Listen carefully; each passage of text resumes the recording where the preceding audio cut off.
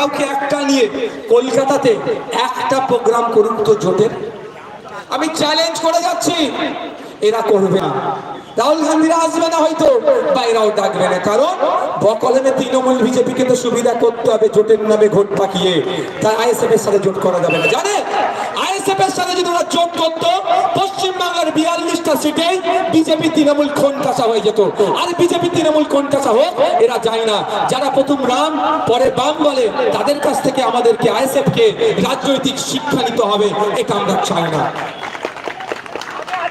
আমি চ্যালেঞ্জ করছি, ডায়মন্ড হারবারে আমি দাঁড়াইনি, আমার দল বলেনি বলে আমি দাঁড়াইনি।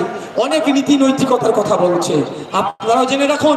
বামপন্থী বন্ধুরা যদি আমার আওয়াজ শুনে থাকেন, আমি যদি ভুল বলি, আপনাদের বাড়ির সন্তান আমাকে আপনারা ভুলটা ধরিয়ে দেবেন।